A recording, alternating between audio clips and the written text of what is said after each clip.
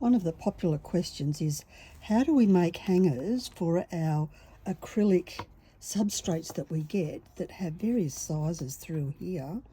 And what's the go with that? How can we do that easily? So in a past moment of passion, I used to make jewellery. So now I'm thinking, I'll just think about these in terms of giant earrings for elephants.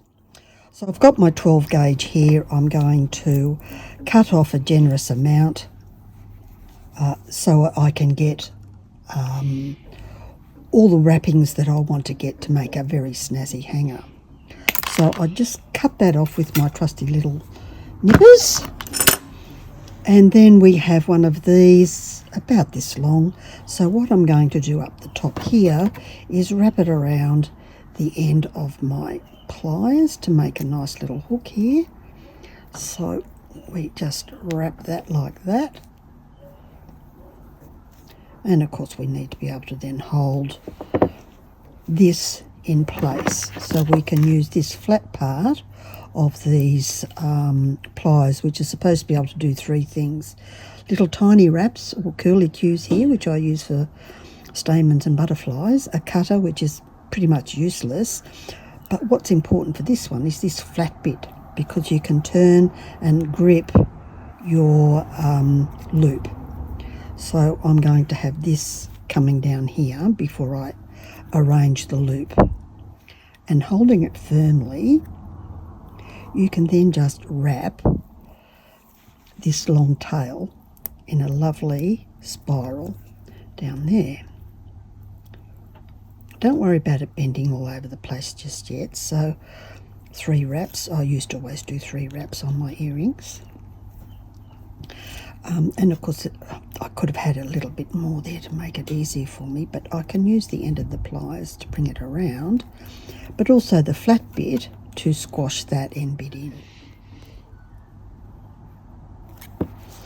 Then you can bring all these pieces together so there's no gaps.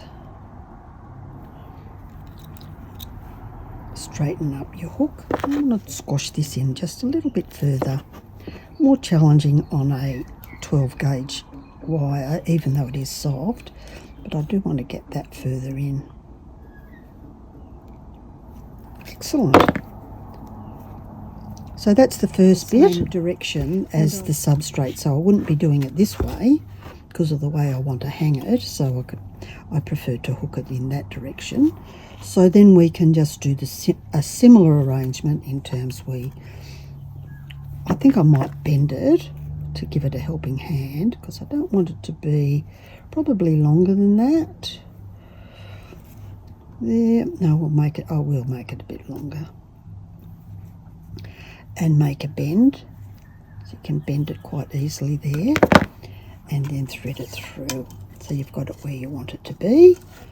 Then squish it up, and this one's going to be much easier to wrap, so I'm bending it in that direction, because I've left enough of a tail. This one was too short. So now I can just bend it like that. Let's see if I can hold it up and do it with one hand. Oh, I can. So there we go. We just wrap that around.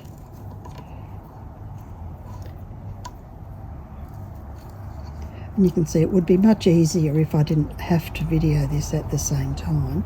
And you can have this as long or as short as you want. This gap, if you've got a hole down here, allows for that. So you can just, I think the posh word is bespoke a hanger of your choice. And then we can just scooch that. I might just chop that bit off because there's plenty there to hold it. And then flatten it with the flat part of these wires. So yes, now you can go and make yourself earrings, and you can make earrings for an elephant. So that's got that all nice and slim in there.